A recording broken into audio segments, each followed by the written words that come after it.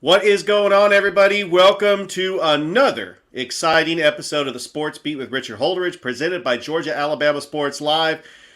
Do not adjust your screen. I have changed everything. I got a new logo. I got a new polo shirt as we're trying to move into a different direction in the Sports Beat. This has been a very busy week, not only in Columbus, but the entire state of Georgia, as we are in the Elite Eight. As my next guest is going to be super busy next week for 4 days in Macon, and I'm really excited to bring on to the show to talk a little high school basketball. Please welcome to the show GPB Sports anchor John Nelson. John, how are you? Doing all right, Richard. I'll be watching with everybody else, so I will be looking from afar this year. Our friends at the at NFHS Network will be broadcasting it this year, so we will be watching just as much as everybody else is.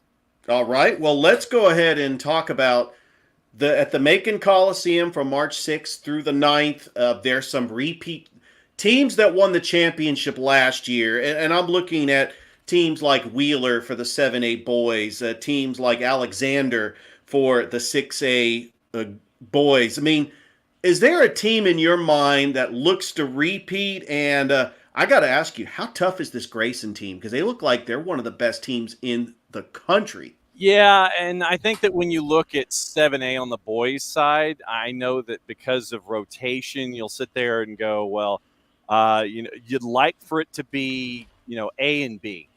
But on the left-hand side of the bracket in 7A, you've got Wheeler, traditional power, and they're working their way through as they always have.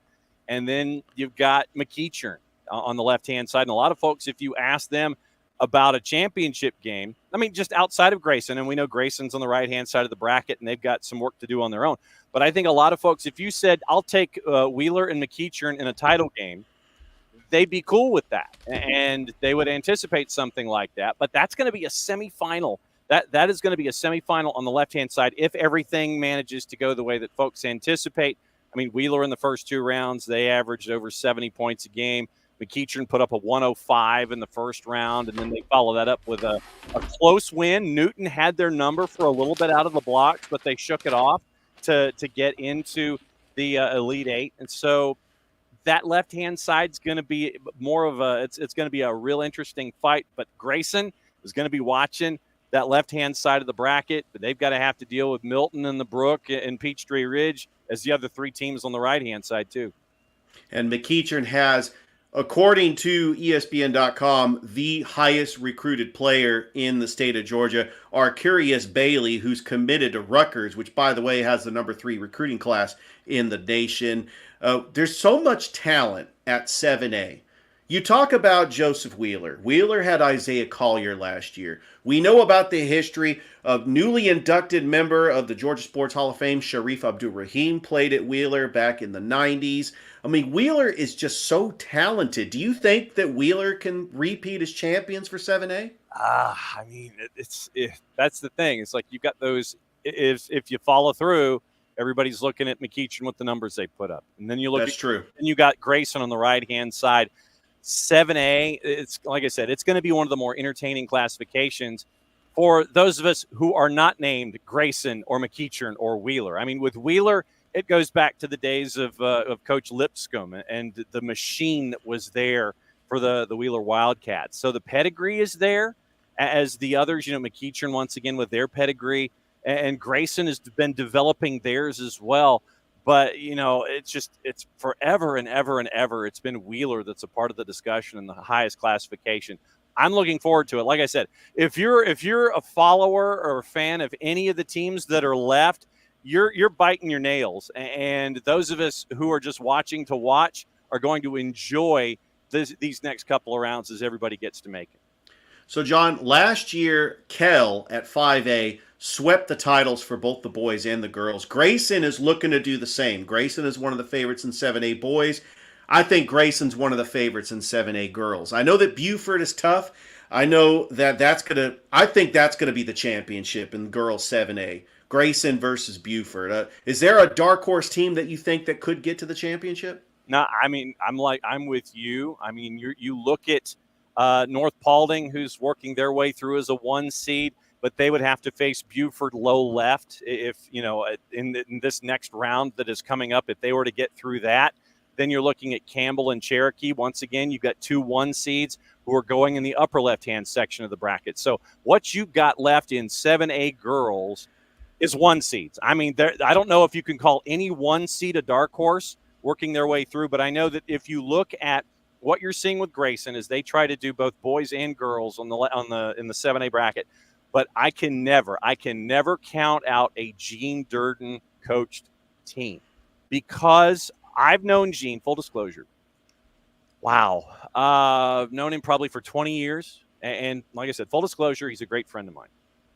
But what he has been able to do at both Dade County, and like I said, I'm going into the Wayback Machine with the time at Dade County and Ashley Houts, and Ashley Houts as an absolute shooter from 18 to 22 feet going to the University of Georgia. That was my first exposure to Gene Durden, was in Trenton and Dade County in the Wolverine basketball program. So he goes from there and he goes to Buford.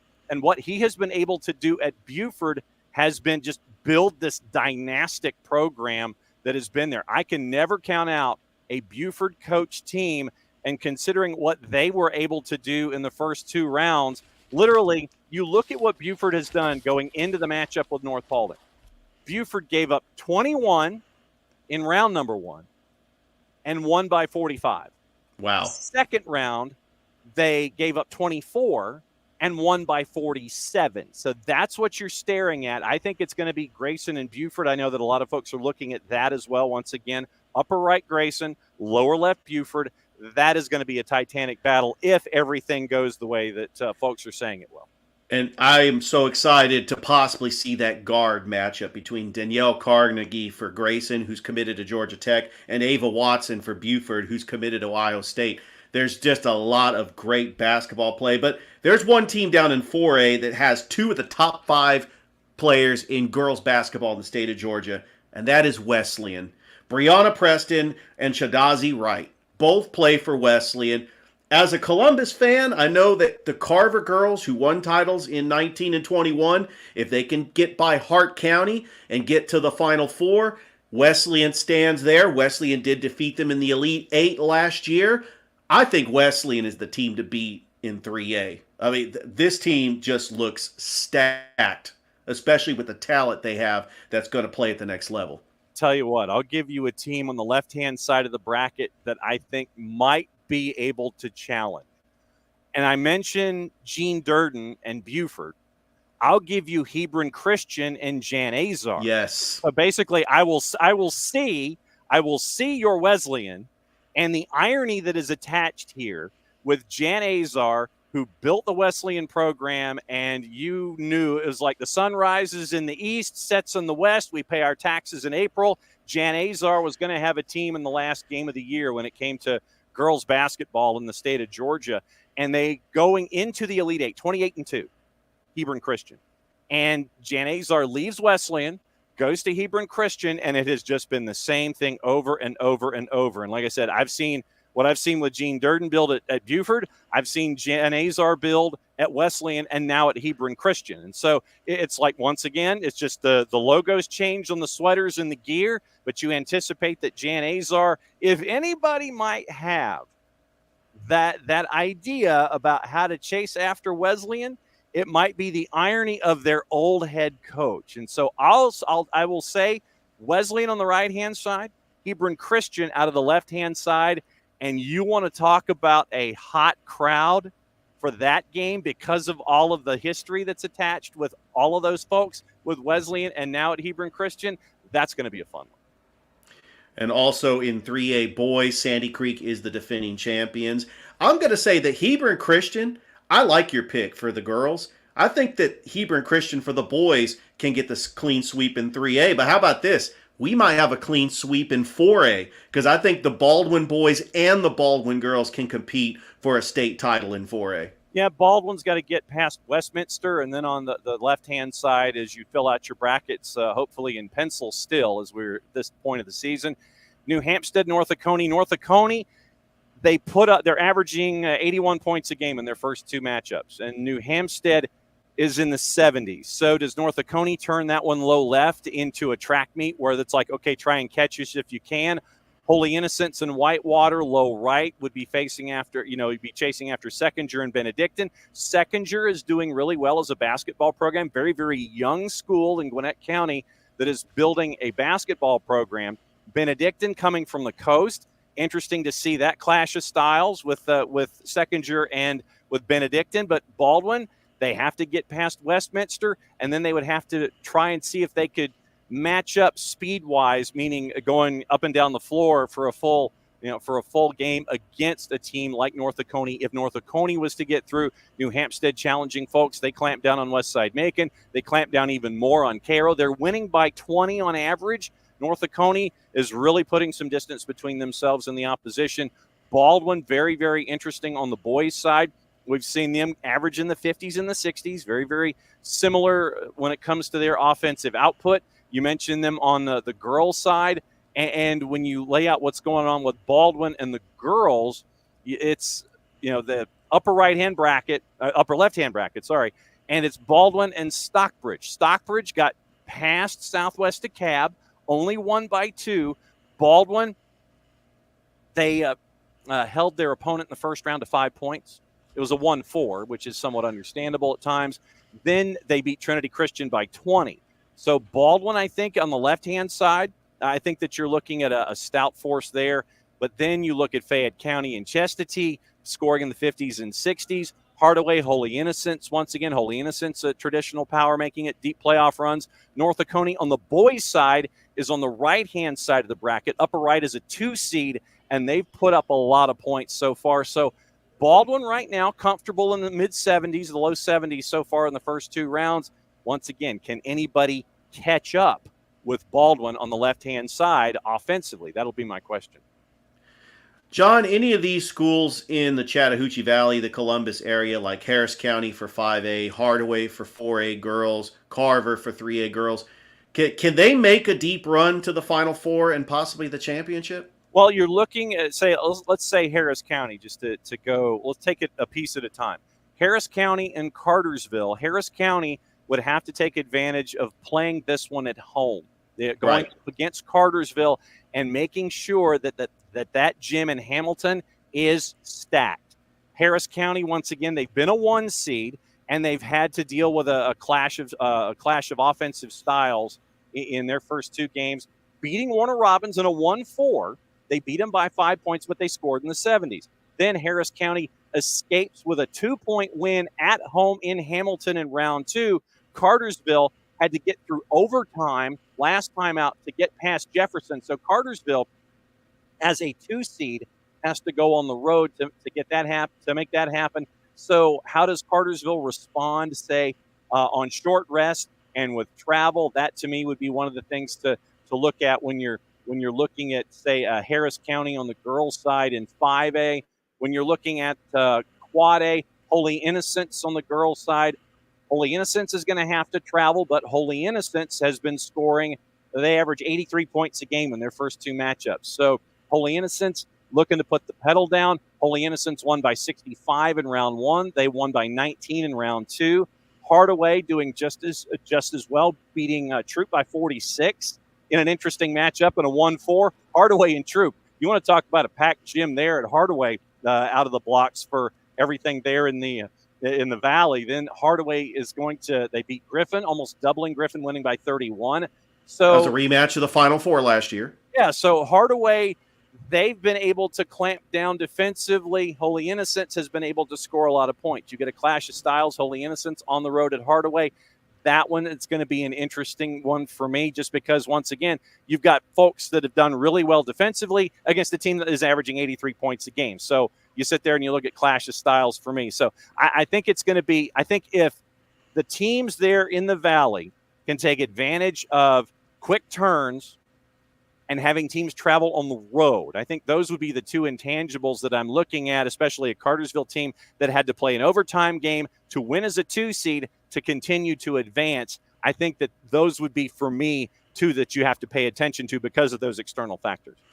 And, of course, Carver takes on Hart County at home as well. And I think that Carver is more than likely could face Wesleyan in the Final Four. I'm just excited about high school basketball, especially. This is the best that I've ever seen the Columbus area, not just in the GHSA, but also the GIAA. In the other side of the river, we have the AHSAA right now, as Central, Valley, Auburn, they are all in the Final Four. But John, I want to switch gears and talk about your work at GPB Sports. Like you mentioned, the NFHS network is broadcasting the championships. Last year, you were part of the sideline. Matt Stewart was the voice of GPB Sports, and just talk about that experience that you had last year in Macon, just starting on that for 4 days. I mean, starting on that Wednesday at 1 o'clock in the afternoon, leading up to the nightcap on Saturday. No, it was. I think I lost 10 pounds, Richard, to be perfectly honest with you, because everyone, the way that we had it structured last year was we had all the different broadcast teams. They were in Atlanta, and we had our crews in Macon shooting, and they were calling it from Atlanta. But I was the one that was there in Macon and calling the wheelchair final, which for me was a hoot because I got to do it with Dr. Ralph Swearingen, the executive director emeritus of the Georgia High School Association, and having adapted sports as a sanctioned sport in the state of Georgia was one of the things that Dr. Swearingen really took on as a personal project. And to be able to see these athletes as well really meant a lot to me once again, and to be able to call a game with Doc Swearingen, I thought it was great. And we did the 3-point and the slam dunk competition from down there. So I was kind of hosting that stuff as well. All of the non-game stuff where I was doing the interviews post-game because I had my position there at the table. So game is over. You get the trophy. You get the trophy presentation. Players come over to visit with me right there at half court, and we're there filling time for that. But to be able to host the slam dunk, to be able to host the 3-point, it was a blast. And it truly is a week of making sure that you refuel the second you get back to where you're staying. Because like I said, I lost 10 pounds because I can't leave. Literally I'm there at the table and I can't leave the entire time. And so traditionally what I did is, I'm snacking my way through it and these kinds of things. But, I don't have any choice because, like I said, I'm sitting there at the table and I've got to be ready for anything to happen as kind of like the Macon host for the entire thing. And, it was a blast to be able to do it. It had been the first time in a while that we'd had the chance to do the basketball championships and to do it the way that we did. Shout out to Kevin Gerke, our sports director, and everybody that was associated with the production, because when we do a championship at GPB, it is all hands on deck. And it's everybody from graphics to production to having individual producers and all these kinds of things to make the elements come together. Everybody in the 2 different studios. Hannah had her studio, play-by-play and color had theirs. I was in Macon. So literally it was all hands on deck, and it was really fun to put together last year, and looking forward to seeing how the production goes this year with our friends at NFHS. And I know, John, you're going to be very busy, especially the next couple of months, because we will have spring practices for high school football and then spring games in May. Never heard of this sport. I've never heard of this sport that you're talking about, Richard. High school. I don't know. No. I don't know what you're talking about. How has the off season been for you and Hannah? What off season, sir? What off? Oh yeah, there is no off season. You're right. Bite your tongue. No. What we do during the off season is, how Hannah and I do the Football Fridays in Georgia podcast. We do that.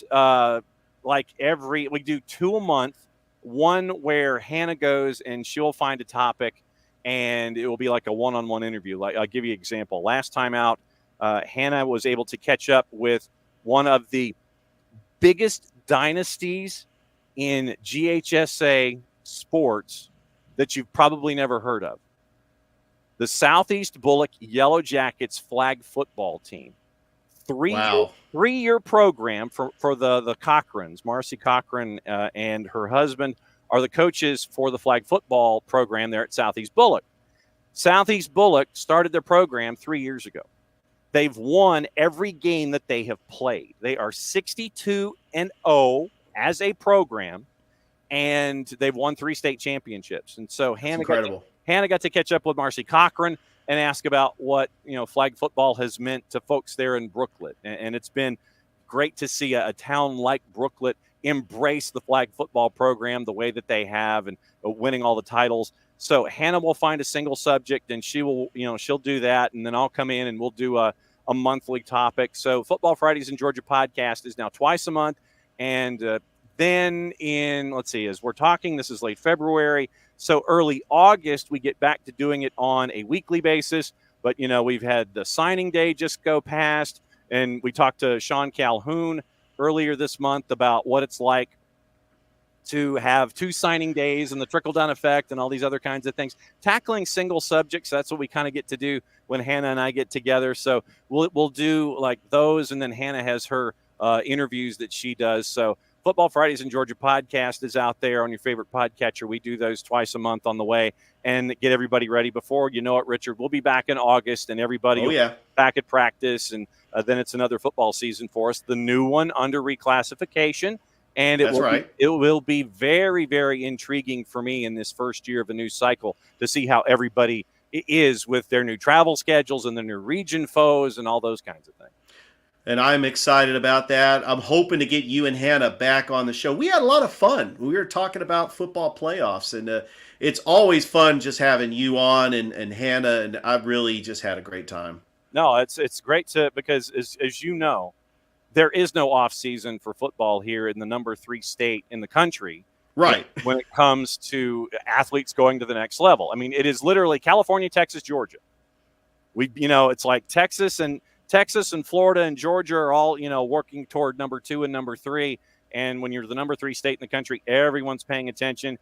And when you've got some of the top talent, and last season when you had one team with 3 of the top 5 in the entire country going to the next level, it's always fun to see all of the palace intrigue that's attached to seasons and recruiting and all those kinds of things. All right, John, before I get you out of here, tell all my listeners where they can follow you on social media and where they can listen to your podcast and watch you on GPB Sports. Easiest thing with the podcast is set your notifications on your favorite podcatcher. And so when there's a new one, set your notifications for GPB Sports or Football Fridays in Georgia, however you want to do it. Then when a new one pops up, you get your notification and you can listen away.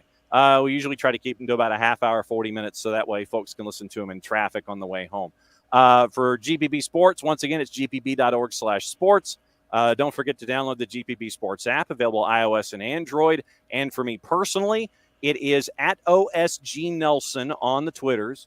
If you are someone who has an account on the Gram, the IG, or the Insta, or whatever the kids are calling it, look me up at Cute Sports Guy, because when the boss says that's what you are, that's what your handle is. And on the Facebook, it is John Freeman Nelson, because there are 2024 John Nelsons on Facebook, and I added my middle name just to be different. All right. Thanks, John. GPB Sports anchor John Nelson, everybody. Once again, appreciate you being on the show. Anytime, my friend. All right. We're going to go ahead and take a break, and don't go anywhere. You are watching the Sports Beat with Richard Holdridge and listening to us on WQEE 99.